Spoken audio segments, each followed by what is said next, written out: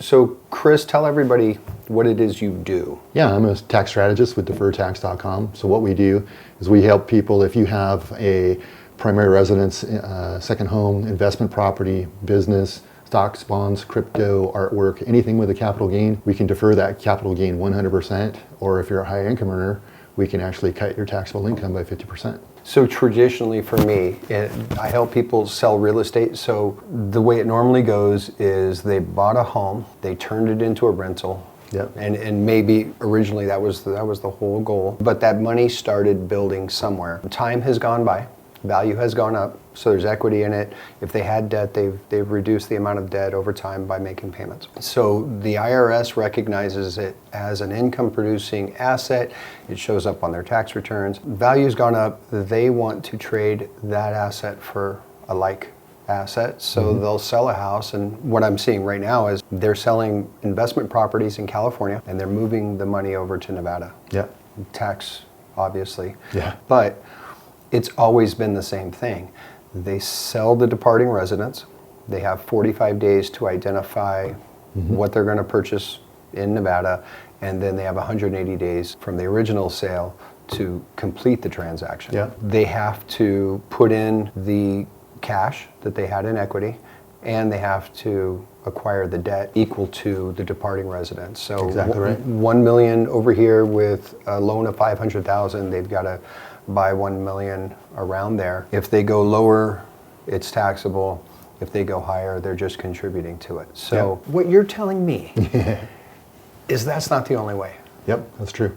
Okay, so what are some examples of things that can be done with that money that are outside of the traditional, I've got to buy the exact same home with the exact same debt, and because interest rates are not the same. Yeah. Yeah, especially when most of these people refinance those properties at 2.5%, 3.5% interest. Yep. And now they're looking at 6 to 7. Or more. Yeah, and more.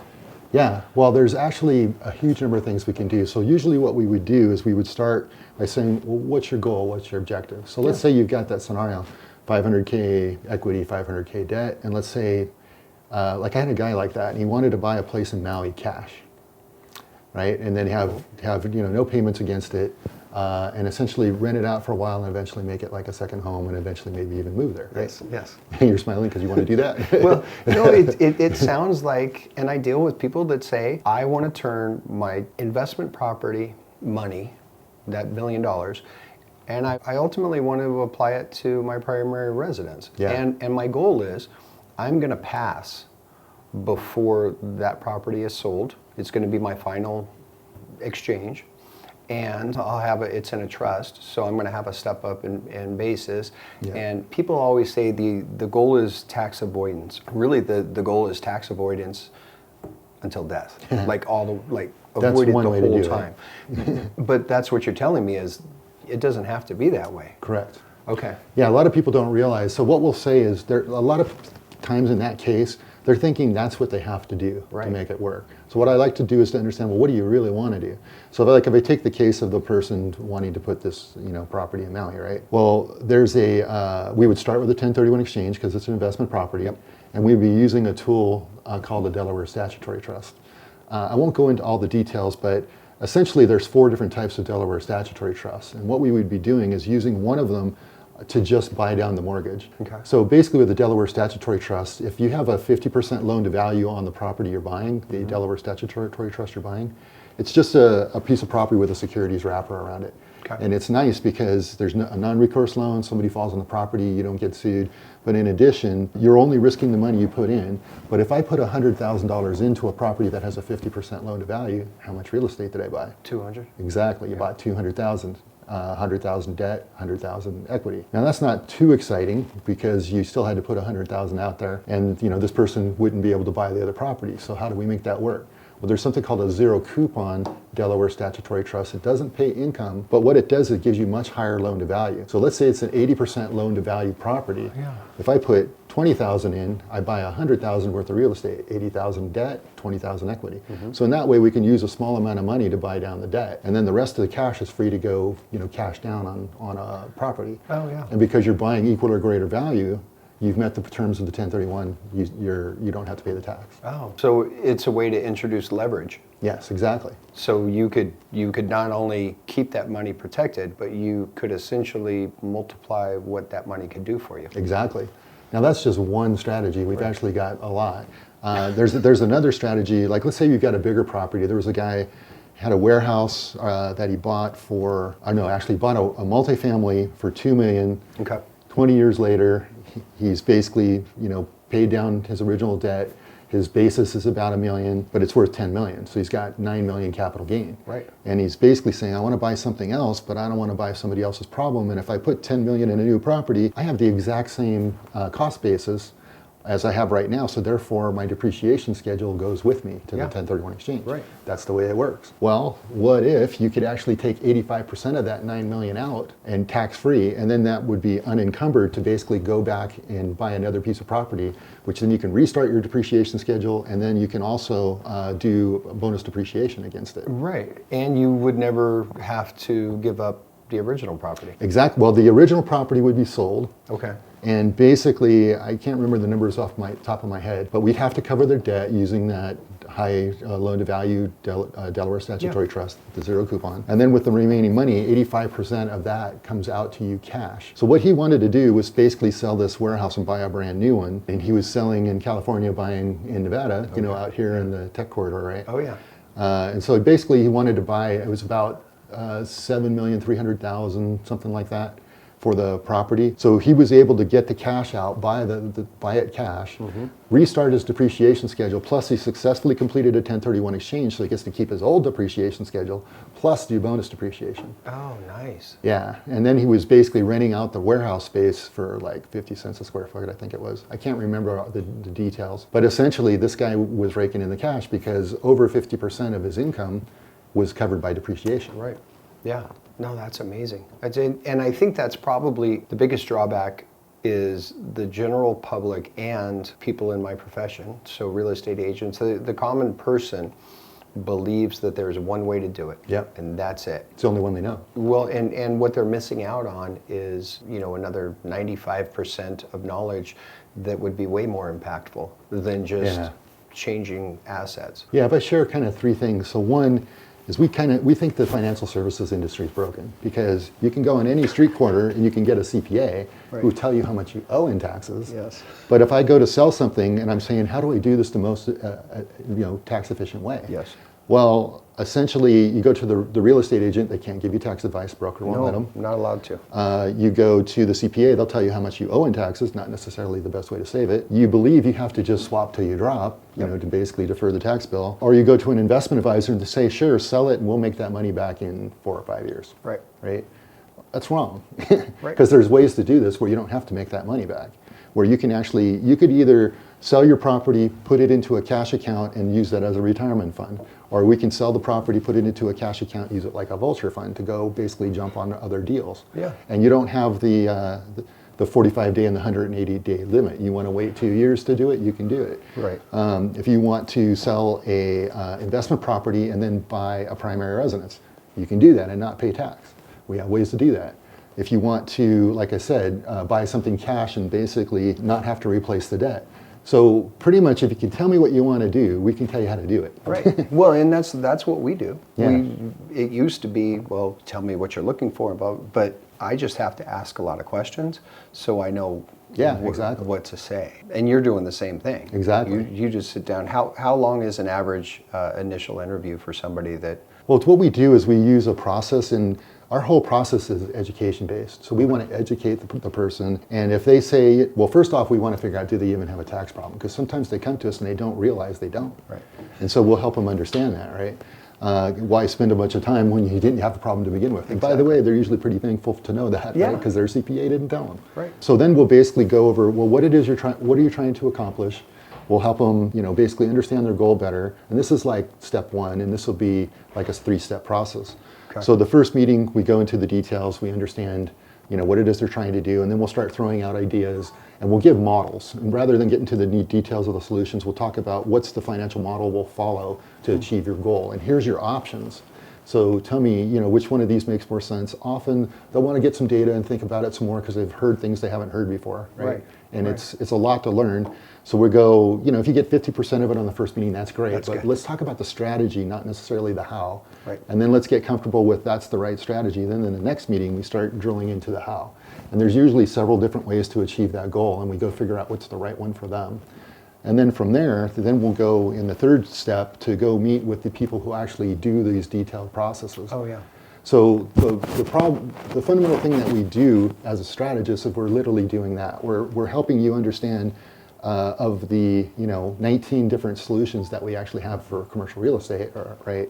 Or the 4 different solutions we have for a primary residence, or the 5 solutions we have for selling a business, right? What's the right approach for you based on your goals and what you're trying to accomplish, and how we can do that the most tax efficient way possible. Yeah. And then I guess really in addition to that is after the first meeting, we're going to give them a document. We call it a tax reduction questionnaire. And most people don't even know what questions to ask their CPA, right? So we'll give them the document that tells you exactly what to ask your CPA. And most investment advisors don't want to talk to the CPA because they shoot down the deals. We want to talk to the CPA because they understand that person's details better than anybody. Yep. So we actually want to work with the CPA and make them part of the team. And then basically we just go through that educational process. No, it's perfect. So you're almost like, have you ever gone whitewater rafting? Yeah. You're like the guide on the back. Yeah. The right side goes, stop.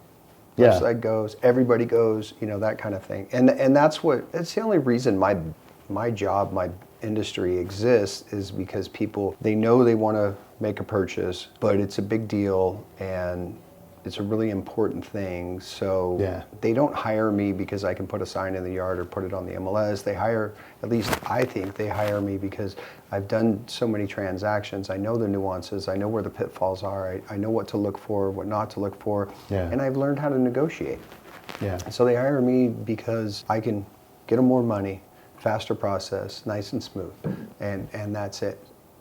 Tax dealings are so complicated that people with money hire people to handle them for them, and that's basically what you do. Yeah, exactly. And like you said, we've done enough of these that we know what the pitfalls are, we know the processes, we know, basically which strategies are going to work and not work. Yes. Because like if you go on the internet and you basically said, I'm going to go figure out my tax strategy, first off, do you even know what to type? Right. And if you run across somebody, they're going to have 1 or 2 options, and they're going to be a salesman. They think you came to them to use their process, and they're going to try to sell you on it. They get paid on whatever product. Exactly. Well, it's financial advisors, CPAs. Those are the 2 people that people with money go to typically. The CPA is going to handle my taxes. The assumption is that the CPA is going to give you some input as to, hey, why don't you do this instead of this so that we can reduce you. You assume that. Well, the good ones do. The good ones do. The rest of them say, give me all of your information, I'll type it into the line it needs to go on, and we'll process it. And then financial advisors' job is to help maintain and grow wealth. Right. But getting a bridge between those 2 things where somebody goes, hey, I know what you're thinking, you're going to do this because you expect cash flow at this level and depreciation and blah, blah, blah. But have you thought about doing this because there's a greater return? Now, how much weight does the client's aversion or desire for risk come into play? Oh, 100%. Yeah.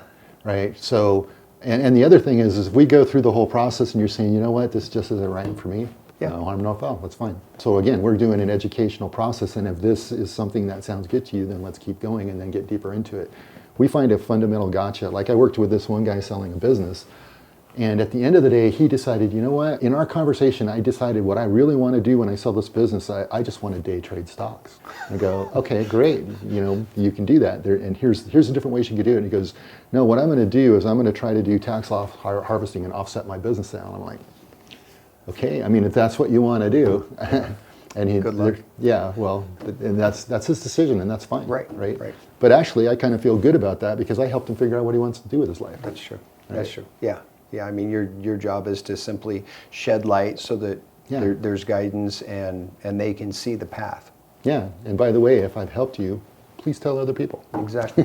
Well, and that brings me to a really good point. So if somebody said, "Gosh, Chris said something that really resonated with me," could they book a a call with you? Yeah, everything we do is complimentary. Okay. So our website is defertax.com. The link to me is defertax.com/Chris, C-H-R-I-S. Okay. To book an You appointment. didn't put the last name in there too? Yeah. That'd be awesome. Well, Chris the Shocker? It's long. Yeah. No, that's perfect. Okay, so deferredtax.com/Chris. Yep. Easy. And who's the ideal client for you?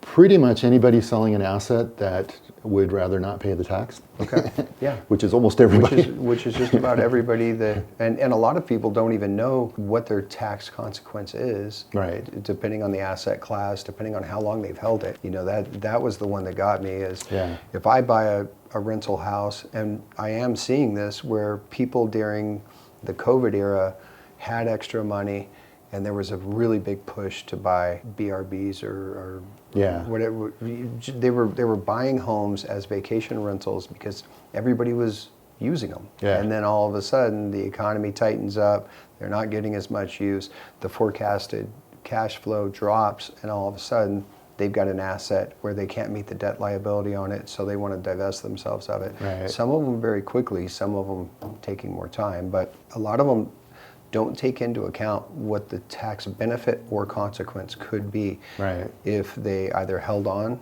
or if they let it go. Yeah, there's also just the whole situation too of, well, what if they did a 1031 exchange and they sold some property and bought 3, VRBO rentals, right? You actually have to carry forward that tax, the basis from that original sale, right? Oh, yeah. And just thinking through that and, where am I at? So I ran across this one guy. Unfortunately, he's recently passed away. I really liked him. But he basically had been 1031 exchanging for almost 30 years. And he had no records of the details of what he had. What's your basis? Yeah, I don't know. I just put this number for depreciation every year in the tax return. And I go, I don't even know if that number is actually right. So, and he was trying to get out of a situation where he had 1031 into something where the person was fraudulent. And so he's going, well, if I just cash out, I'm going to have some losses, but I don't even know how to calculate the tax. Right. So we actually used a Delaware Statutory Trust as a way for him to get out of that deal. I actually helped him negotiate some stuff with the original company. So the guy who was fraudulent got kicked out. The company who took it over, they lowered his debt actually as kind of some compensation for the whole thing that happened. Yeah. And then we got him into that. So he was able to go into another property using the Delaware Statutory Trust. Yeah. It generated an income for him. And then when he passed away, it got a step up in basis to his wife. That was perfect. Yeah. And so he didn't have to ever figure out the basis. Exactly. That's the easiest way. Tap out of the game, and the nice thing is with the step up in basis, then you don't have to worry about it. Yeah. And a lot of people don't realize that. We get directed by attorneys more often than not, but when somebody passes away, it's extremely important that there's a valuation done on the property itself, because the step up, and I've got one right now where a gentleman I helped buy a couple of homes, and he's 94, and he called me and asked for a meeting in my office with him and his son. And I said, great, I've never met your son. He came in from California. Well, the son's 70 years old, and I went, oh, that's right. But 94, multiple properties, married. And he said, I know I don't have much longer here. When I go, I want him to sell the house. I want you to sell the houses. My son will be the one in charge. And I said, well, what about your wife? Oh, well, if I go and she's still alive and she wants to receive the rental income for her, I said, okay, so here's what happens. If you go and she doesn't, she's younger than you, she's very healthy, you get a step up. Right. So he needs to call me anyway. Number one, if there's a service, I want to go to the service, but I want to be there for your wife also, so I need to know if that happens, but we also need to do valuations on the property so that you have them. And then time goes by, and eventually the assumption is she would pass away too. There's another step up for her. And he said, oh, I thought we just had to sell them. There are no classes to teach people. Well, we don't even teach kids how money works. We don't teach them to budget. So I don't want to say financial illiteracy, but we just don't teach them, so they don't know. And then you get further into it, tax strategy is level 10, 11, 12. You know, Yeah. they spend their whole life on levels 1 through 3. Some go 5 to 7. Right. A few will go up higher, but the little bit of financial knowledge we give does not even come close to touching what you're dealing with. Yeah. I mean, I've been doing this 20 years, and you were the first person I talked to that said, hey, there are other ways to defer. Yeah. And that's It's what it's not all well known. about. Yeah. Yeah, except by people that are smart enough and they have enough wealth to where they go, hey. Yeah, they've hired the attorneys to go figure this out. Yeah, and then the So attorney what we calls do- you and says, hey. So what we do is those attorneys that they hire, we work with them. That's what I figured. So basically what you're saying is anybody that has an asset that would have a capital gain associated with the liquidation of that, it would be in their best interest to talk to you and say, hey, what are my options? Yeah, if nothing else, right? Just understand at a high level. What's your objective, and here's your options. So a phone call for you would make them money, assuming you had a strategy that worked for them, that was better than the one I have for them. Yeah, we have several examples. So for example, there was this couple that lived in Capitola, California. Okay. Their best friends moved to Atlanta, so they said, oh, we want to sell our house and move to Atlanta. Yeah. House is appraised about $2.5 million. It was paid off. They've lived there a long time, so their basis is like $40K. Oh. Yeah, and the IRS is going to give them 50 or 500,000. Yeah. If they're a married couple and they've been there 2 of the last 5 years. Exactly. So that's the one we all know. Yeah, and above that, you know, most people it's pay the tax bill, and in California, that's going to be almost a 48% tax bill. Right. So what they wanted to do is they were making about $6,500 a month. Okay. And in California, that's not a lot really, but the house was paid for, so at least that was good, right? Yeah. They wanted to buy a new house in Atlanta for about $700K. So what we did is we were able to say, okay, well, let's take your basis and that exemption, let's take that as a loan. Okay. You now have the cash tax-free to go buy that new house. You can basically, do your move, et cetera. In the meantime, they had some work to do on the house, so we fixed up the house. Okay. So actually, I think the basis was more like $200K, so they had about $700K to work with. But the bottom line was they put it on the market. People loved this home. They got bid up to 3.7. Wow. Wow. And then when it sold, instead of them paying the tax bill, we basically put it into a product we call a Deferred Sales Trust. It's basically a trust structure that allows the cash from the sale of real estate to go into an investment account. Okay. And so based on that investment account plus their original $6,500, we actually took some cash out and paid a little tax, but basically to pay off the expenses on the new house. Huh. So they had their new house in Atlanta, paid off. We basically, I think, paid maybe 25, 30K in taxes just to like level set everything. Right. The rest of the money we invested, so they now had 20K a month for their house in Atlanta with basically no mortgage. Yeah. Yeah. You tripled That's it. the stuff we love to do. Well, the irony is that both the state and the federal would have loved to have taken their, on 3.7, you're talking over $1.5 million. Yeah, exactly. That now Is working for them. exactly. Yeah. That's the whole point. It's the same. I see it in the stock market with guys that do portfolio loans and then reinvest. And Michael Saylor, he goes and buys Bitcoin, takes a loan against the Bitcoin, goes and buys more Bitcoin, and takes a loan. And it's like this. That's risky. It's totally risky. Yeah, you have to have a high tolerance for risk, and I would say you would have to believe in the asset that you're going into. Yeah. So what other stories? Well, I'll give you one a of the things I couple. did want to go through, one of the main things that we do for realtors is we actually help them with listing objections. Oh, okay. Yeah, and you've named a bunch of them, so I'll let you hit them. So I know what we deal with, but I'm sure you do too because you've asked enough questions. Yeah. So what we do is when we work with realtors, we're essentially helping them deal with those listing objections. So somebody says, I'd like to sell, but I want to go to cash and I don't want to pay the tax bill. Yep. We can do that. I'd like to sell and take some cash out and then buy something else without paying the tax bill. We can do that. I'd like to sell, an investment property and buy a primary residence. We can do that. I don't know what to do with the money after I sell. We can basically help them in that because we are licensed investment advisors. I've got a property like the guy that had the 1 million basis and 10 million property. Yeah. One of his objections was, I don't want to sell and buy somebody else's problems and then just have the same depreciation schedule. Right. We can fix that. Can't fix if you buy a property that has problems, but we can reset the depreciation schedule. Yes.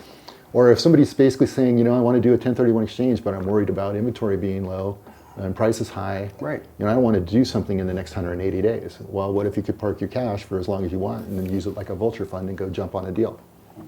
That would be the key. The key would, and that goes back to timing the market or trying to time the market, which is, hey, I think that over the next 2 or 3 years, we're going to, as an economy, go into a recession period. I could see, or at least I believe, that home values are going to be on the decline for a while. So I want to sell it now when it's high. Yeah. But I'd like to wait longer than 6 months. Exactly. I think it's going to be 24, which we've never been able to do. And if you do it traditionally, the assumption is that the market goes down 5%. Well, it doesn't matter on the departing or the one that is the replacement, right, because they're all going to go down 5%. But what you're saying is, if you really think you can time the market, not that I'm saying anybody can, but if you think you can, there is an opportunity to do that. Yeah, there's timing it, but then in addition, there's just looking for opportunities, because like the real estate deal of a lifetime comes along every 2 weeks, right? Yep. As long as you're tied into it, right? Mm-hmm. So, well, what if you had the cash there to go jump on it? Right. Right? You can basically close that deal, do a refinance, do it again, right? Wow. So the whole idea is it's giving you a lot of flexibility.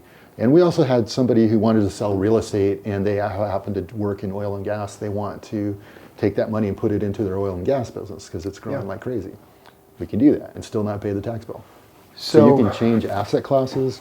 You can hold on to cash and earn money on that cash while you're waiting for what you're looking for. Or you might just have a deal where, hey, I'm going to be paying out someone because I bought a business from them, let's say. So I want to sell this real estate over here now because I can get good money for it. Put it into an account where I can just make it relatively safe investments, earn an income on it until I need to do that cash out. Yeah. Or whatever. Yeah, just so it's available to me. Yeah. I want money to work for me. I want exposure to risk because I'm a positive person and I want the upside gain. I don't like the downside losses, but they come with it. That's part of risk. They come with it. But I believe that having funds available to you are extremely important because, and I've seen a ton of them where it's like, oh, this would be a great thing to do. Right. I don't have the cash available to it. Yeah, if I can get $2 million in a week, I can close this great deal. Well, if you've got that sitting in your trust, you can do that. Yeah, yeah. Or you turn to a guy that does hard money loans and pay him 3 points and 9%, and you're like, that's terrible because that was the profit in the deal. Well, but sometimes that's what you do anyway. So you take your money, do the hard money loan, then you refinance, right? Yeah, yeah. So that you can capitalize on getting it and then just cost you a little bit more money. Right. So I have a situation, it just came to my head actually. Over the last 8 years, I know one individual, it's a couple really, but they have liquidated multiple multi-million-dollar properties in California, and they've come into Reno and purchased single-family homes. Yeah. Probably somewhere in the neighborhood of 18 to 22 right now, getting up there in age. And they would really like to be able to liquidate the homes because they think the values are a little inflated and they're concerned with the values dropping over time. Right. Every time I talk to them, the word tax comes up. Yeah. And all I said it to him, and I don't think he cared for it. I said, why are you worried about capital gains tax? You're never going to pay capital gains tax. And he said, why? And I said, because you're going to pass away while you still own all of these properties. And then the basis will be reset for your wife. And he said, well, that might not happen. I said, I know how much you hate taxes. You'll never let it happen. Yeah. And he goes, yeah, you're probably right. But it never occurred, and I didn't know it was possible for me to say, hey, you should really talk to Chris. You've got a large portfolio. You don't want to be a property owner anymore. Because he really doesn't. He doesn't like being a landlord. He doesn't like dealing, so he has a property manager that makes whatever percentage monthly. He hates the fact that he has to pay that, but he doesn't want to deal with it. So so in that scenario, basically I did work with somebody, they had 50 doors. Okay. They had overtime, made about $100K per door. Yeah. They're going, I want to go, in their case, they wanted to buy, multifamily. Yep. But in this case, they just want to cash out and retire, right? Or just live off the income. Yeah. Well, basically you can sell each one of those, and because they're SFRs, they don't, you're not going to sell them all at once probably. Right. You might have an investor buy 5 at a time or something. Correct. But it's kind of hard to time that with a 1031 exchange to do something else. So what we would do is sell each one of those individually, put them into a 1031 exchange. We let the exchange fail. The money basically would go over into a cash account, pay no tax on that transfer, it's deferred.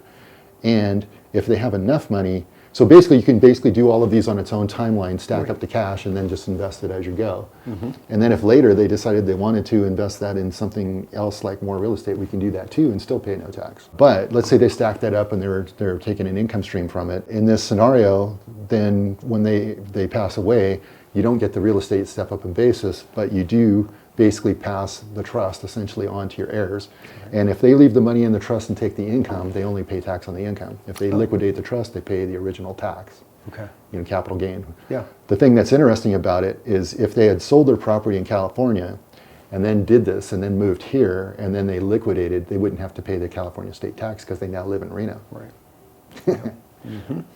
How is there and maybe this isn't a question that we can answer on video.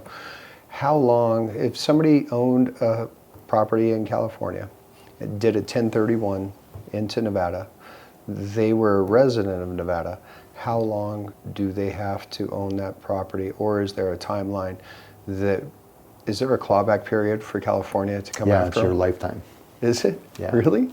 Yeah, they actually make you, as of 2019, I think it is, they make you fill out a form every year to say, have you sold the property? Have you sold the property? Have you sold it? Really? Yeah. Now, if you use the trust strategy I just talked about, Yeah. that goes away. Oh, so anybody that's thinking about selling an investment property in California and moving it to a tax-friendly state like Nevada should probably have that conversation with you before they actually do it. Yep. Cool. Well, Yeah. then everybody that calls me that says, hey, we have a portfolio of homes, we're going to liquidate them, I should say, before you do anything, I need you to talk to Chris. Yeah, say I have somebody on my team who's a tax strategist, and they'll give you ideas. You could decide what you want to do with them. Yeah, because I'm not allowed to. Yeah, Yeah, exactly. That's perfect. What was the realtor mom and dad story? Oh, yeah. So basically, there was a realtor, their mom and dad was selling. They gave them a recommendation to how to go about selling. And what they didn't realize is the tax consequences of their recommendation. So basically, mom and dad wanted to sell their primary, do a downsize, move to another state, same old story. Yeah. But the way that they did it, they thought they were going to have about $750,000 left. They were going to have less than $200,000 left because of taxes, because of the way they did it. Yeah.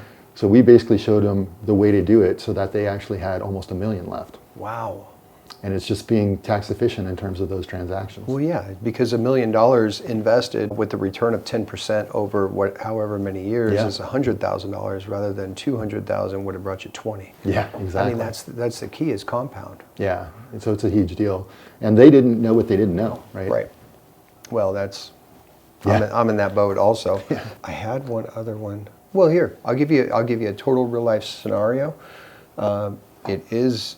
Right now, medical professional purchases $1 million property, Yep. moves into it, puts the departing residence where they've lived for 15 years, multiple $1 million property, up for sale. Should they call you and say, hey, these guys have already purchased, so now they own 2 homes. Okay. And they're selling, but I know what's going to happen. They're going to get hit with capital gains. They'll get the $500,000, but they bought this thing for $1 million. It's going to sell for high 2s. Yeah. So. Yep, we do those kinds of deals every day. Okay. Actually got a dentist right now. He's selling his practice building, and selling his primary residence. Oh yeah. And so the thing is with medical professionals, like if they're selling their business, you can only sell it to another medical professional. We have actually a way to make that work where you can still defer the tax bill and still sell it to the medical professional. A lot of people don't understand how to do that. Yeah. And then basically on the residents, yeah, it would come down to what they want to do with the money. Right. If they wanted to give it to me now, I'm going to stack it in my vault. Yeah. Yeah. I'm going to go buy gold. Go buy gold. Well, you could put it into a trust and still buy gold. Right, that's true. And that's really all, the trust is an entity that is it's protection. Yeah. Well, it's basically the way that we do it. It's a independent entity that's essentially a business entity, and its only purpose is to invest on your behalf. So the only thing it would say, like if you had one of these, Mike, it would say, what's our investment plan, and what is it that you like and don't like to invest in. We would run models and say, okay, yeah, this is what I want to do. And then it would basically set up distributions based on the note rate for the trust. Yeah. Because when we buy it, we're essentially using IRC 453, which is installment sale law. Okay. If I did, basically owner finance with you, I said, hey, Mike, I want to buy your property. Would you finance me? You did. Well, you're only going to pay tax on the payments I make to you, not on the original sale price, because you never received it. That's called the constructive receipt rule. So that's basically what we're doing, is using that rule, but instead it's going into a trust, because I can come back in 2 years and cash you out, and then you'd have to pay the tax. Yeah. But if it's in this trust, well, the trust wants to hold it on your behalf and do what you want. So if you want the money back, you can do that. If you want to just take payments, you can. If you want to let it sit in the trust and grow tax deferred, you can do that. Yeah. Wow. My mind's going crazy. Yeah. So we actually have 19 different things that we do with commercial real estate. We just touched on a few of them. Yeah. No, holy cow. So how I got started in this whole business, I worked at Intel Corporation for 25 years. When I retired early. They had like an early retirement program thing. Yeah, buy you out. Yeah, buy you out. And so I did that in 2016. Okay. So then I went to my place in Mexico, and I hung out there for a couple weeks and went home, and I was just bored out of my skull. Yeah. But I didn't like what was happening in the company, which is why I left. And I think you may have noticed, not because of why I left, but Intel hasn't been doing as well as it had been in the past. The stock it's just line up and then just kind of crashed back down, while NVIDIA just kind of took off. Yeah, yeah. So they missed that opportunity. Yeah, that market shift. Yeah, yeah. Which they were usually pretty good at in the past. Anyway, we could talk about Intel for hours. But so basically, I had worked at Intel. I had moved from Santa Clara to El Dorado Hills, California, and so my house in Santa Clara I kept in case I ever want to go back there. Right. So my wife and I are visiting my brother-in-law, and just going, do you really ever want to come back here? So much traffic. The people are so rude. It's everything's building and building. It's also expensive. Yeah, it's also expensive. And so she said, yeah, we don't. So I basically was interviewing realtors to decide who I wanted to list the property with, and one of them said, hey, I know this guy who can defer the taxes on the sale of your house. And so I met with him because I was just too curious not to meet with him. I was going, is that real? How can that happen? Yeah, how can that be true? What laws are you breaking, but we're not talking about? Yeah, because I had done in California 5 multi-million-dollar 1031 exchanges with my own money. So I worked at Intel, I invested in real estate, right? Perfect. So I knew a lot about real estate and going, okay, just like you were saying, I've never heard of this stuff, right? Yeah, yeah. So he kind of blew my mind, and I actually set up one of these trusts that I'm talking about, so I've actually done it. And then he was the investment advisor for that money, so he and I would talk, every so often. And then one year he was just saying, yeah, my business isn't growing the way I thought it would. And I go, well, you know what I used to do at Intel? I used to kind of build businesses inside the company. So let me take a look at what you're doing. And so I was saying, basically I was helping him structure his business structures. Yeah. I was helping him, basically get his marketing and figure out who his ideal audience is, all that fun stuff. Amen. Right? And then we just kind of hit it off, and so we became business partners. And over the last 4 years, I've learned everything that he was doing. That's neat, though. I mean, and I think that's where, and this is a total side conversation, but I think that people have the idea that if they, and this is the average person in the United States, is I'm going to trade my time for income. And maybe I'll make some investments, have a 401, the safe plays. But if I ever hit $1 million, or if I ever hit 3 million, whatever that number is, then I'm going to retire, and that's it. Yeah, that's not enough in California. Well, it's really not. But what I have found more often than not is the people that, and they're typically my age or older, they've invested all this time, effort, and energy and resources into accumulating. And some of them, I mean, rightly so, they've got the money to do it. They stop doing whatever it is they were doing. Right. And then they just stop. They just get bored. Yeah. There's no, what I have found is that if you're lucky enough to get to that point, what you really need is another mountain to climb, another thing to learn, another thing, to keep growing. Yeah, keep I completely moving. thrived off a challenge, and then I was just sitting there, okay.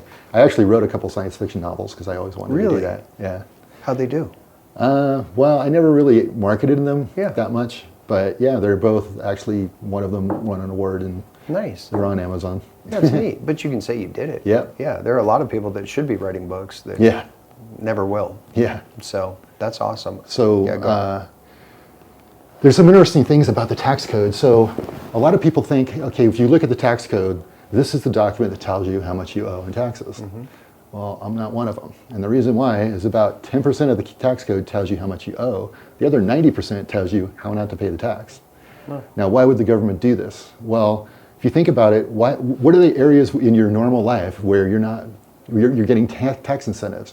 You're getting tax incentives to get married. Why? Because two people are financially stronger than one. You're getting a tax incentive to buy a home. Why? You're invested in the community. You're getting tax incentives to have children. Why? Children's drive consumption. They're also basically the future taxpayers, the growth of the country. It incentivizes. A country that's not growing is shrinking, and they're doing bad financially, right? We're shrinking right now. Yeah. Yeah. Well, Birth rate. Depends on how birth you count rate, it. immigration. Yeah, right. Gotcha. But, and in addition, they ask you to buy real estate. Why? Well, somebody like a doctor just starting off, we need doctors, right? Well, where are they going to hang their hat, for their clients if they can't afford to buy the building? Right. They're going to rent one. Some investor did that. You go driving down the street, every building out there is owned by somebody. Correct. How does that work? This is our economic system, and they're getting tax incentives to do it. They're being motivated to do it. That's why we have the best infrastructure in the world, because of our economic system. And you're getting, basically you get incentives to go run a business. Why? You're creating jobs for other people, so they're making tax incentives for you to create those jobs. Right. People hate Jeff Bezos because he's a multi-billionaire, but he made 250,000 jobs. Yes. So you know what? I think he earned his money. Yes. And instead of focusing on how we need to take from him, instead reframe it as he's created these jobs. All of those people are buying food, clothing, shelter. Yep. They're getting taxed all the way through. They're buying homes, they're having families, right? So the tax code is written specifically so that they call them loopholes.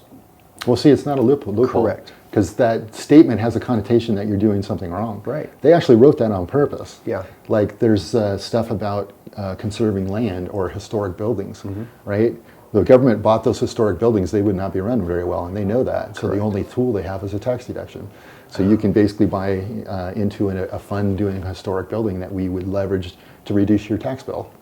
Actually highly leveraged to reduce your tax bill. Yeah. So all these solutions are out there. And by the way, that was created in 1941. The tax code that we use to do our trust was created in 1917. Oh, wow. So the tax code was created in 1913. It only took them 4 years to try to figure out how to save money in taxes, Exactly. even though it was a 1% tax back then. Right? Yeah.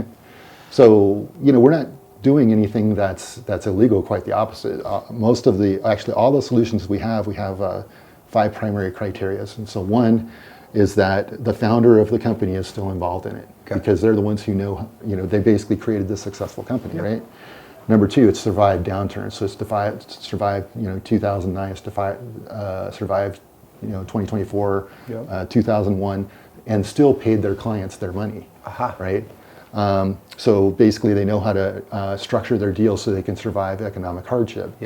Number 3, they basically invest money along with you. So your investment, the people who are managing your money want to make money too, because their money's there too. So they're committed. Exactly. Yeah.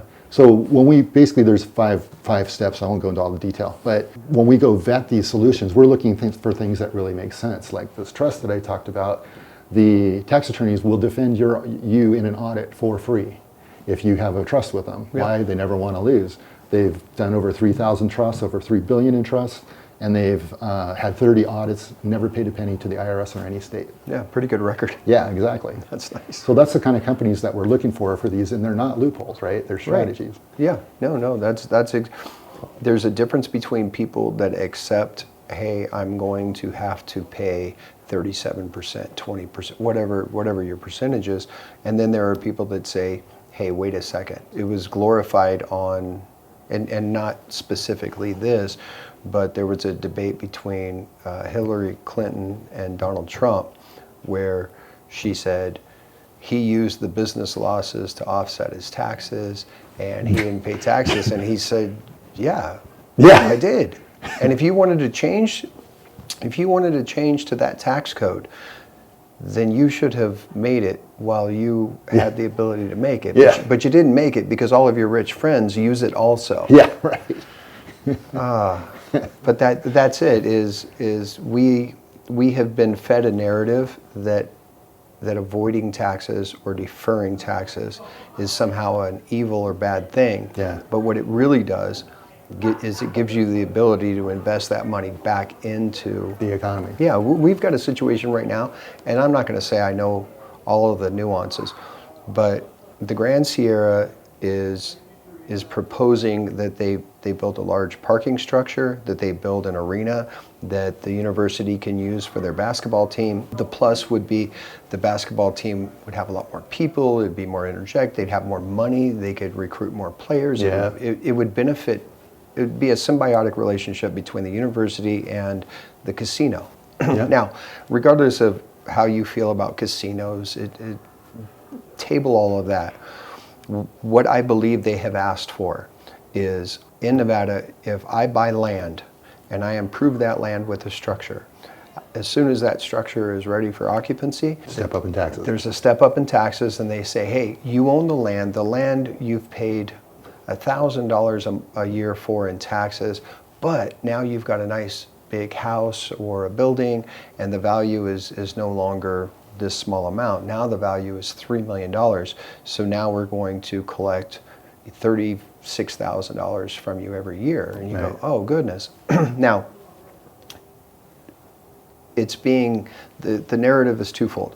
One is, the argument against any type of tax help is, hey, if they're going to build something nice, then they've got the money for it, they can go do it. Well, as soon as they build this stadium, their tax bill is going to rise. And they have asked, hey, would it be okay if you don't change my tax basis on that thing for 5 years? Yeah. And then after the 5 years, you give me I don't even know what the percentages are, but basically Let's step it up over time. that's what Yeah. they're asking is, at some point in time in the future, you're going to get the full tax load from what we're doing. Yeah. But what we would like is, we would like you to not charge us all those taxes for a while. It'll increase, Right. and eventually you'll get there. But you're going to save us so much money. Now, the argument against it is, how dare they try to get out of paying their taxes? The argument for it is, it's money that we're not getting anyway right now. That's Plus, one. plus, you would have increased receipts. Yep. You would have more jobs. You would there are so many. Yeah, the tax- economic value of that stadium is significantly greater than the taxes. Correct, correct. And it's so funny, because I listen to the people that are making the arguments. The problem is if it's framed correctly for the audience, you could go either way. Yeah. You could go, oh, how dare they try to avoid the taxes? This is just another billionaire trying to milk the system. Yeah. And then I could say, no, this is a billionaire that's trying to do something for the community that's going to grow the tax basis overall, Right. and it's going to create jobs, and that's what we want. We want money transferring. We want Exactly. the economy being healthy. Yeah, a dollar going to the government disappears. A dollar going to the private sector multiplies 9 times. Yeah, that's the irony, is Yeah. people don't get that. And politicians have used certain catchphrases and words, and I've seen them since I was in my teens, and I didn't care about politics. And now, as soon as they say, somebody's going to take away your Social Security, I go, Yeah. oh, you're pushing fear. Yeah. Why are you pushing fear? Because they don't have any other argument. That's the only one, yeah. Even if it's invalid. Yeah. But people hear what they want to hear, and because they've been trained over time. Yeah. And that's part of the reason why we're here, is I've been trained that there's only one way to avoid taxes if you're going to sell a property. Yeah. You either take the exemption as a single person of $250 or a married couple of $500, and then you pay the taxes on the rest, or you convert it over to a rental income property, which means it needs to show up on a tax return, Yep. and then you can trade that for another like one. But Swap till you drop. what you're telling me is I'm ignorant because I haven't asked enough questions. But Well, it's not easy to find. There's No.